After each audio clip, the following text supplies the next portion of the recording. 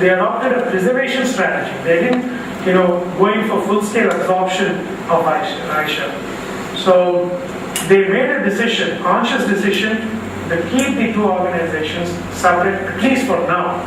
Okay.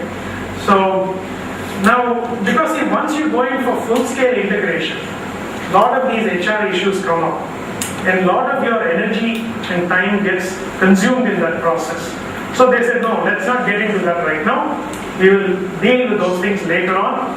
We will just try to, exercise only some broad oversight over the acquired firm and not get involved in too much with the acquired firm. Okay. So, and they were able to also realize considerable back-end synergies. And in order to make this acquisition a success, they developed teams consisting of employees of both organizations, and that has facilitated the smooth integration of the two companies.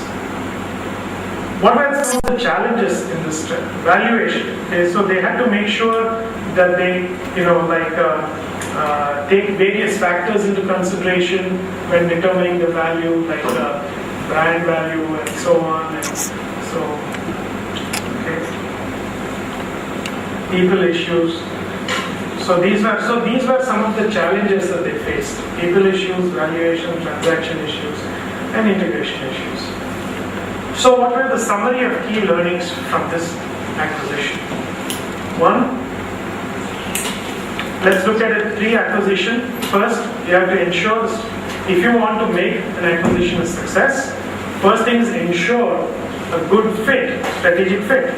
So what do you mean by that? Complementary product range and geographic fit. In this case, that was perfect. Timing of the deal.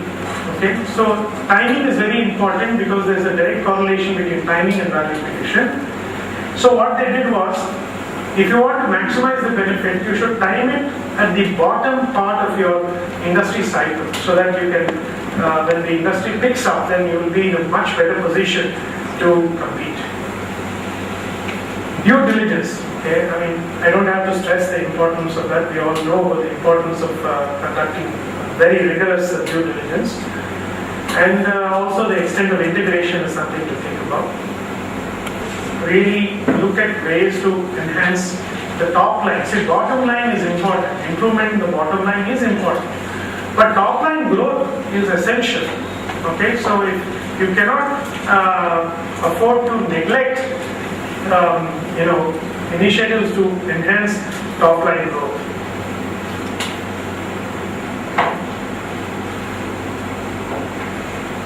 And basically, see, if you want the integration process to proceed smoothly, what is critically important is for the target company or the acquired company's employees to feel that in this new organizational structure, they have a very important role to play. Okay?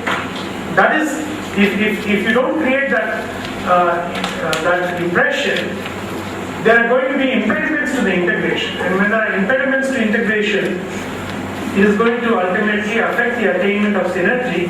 And if you don't attain the synergy, it is going to affect creation of value. So bottom line is, mergers and acquisitions can deliver significant value, but we have to follow certain basic principles that we have discussed in this case study. So the key takeaway from this case study is that companies should embrace mergers and acquisition as a tool to navigate through turbulent economic business times. Right? Do you have any questions about this before we take a break? Sir? Yes, please. So you said this is practicing corporate governance, and they fail less number of times as compared to firms which are not, practicing corporate governance. That's an excellent question. I'm not aware of any particular study that effective corporate governance will reduce or mitigate the possibility of the deal failure. Yes, so you should go to EBSCO. Go to EBSCO. And ask for research. Just put in some keywords in EBSCO and search. And incidentally, if those of you who have some interest in this area of mergers and acquisition, if you want to keep yourself up to date about the latest deals that are happening, especially in the Indian context. If you go to www.livemint.com, LIVEMINT, heard of Mint, the newspaper, Live Mint, click on corporate news, and then there is an icon after that called mergers and acquisitions. So if you click on that, you will get to know the latest M&A deals that are happening, not just in India but globally as well. So it's a very good resource, livemint.com.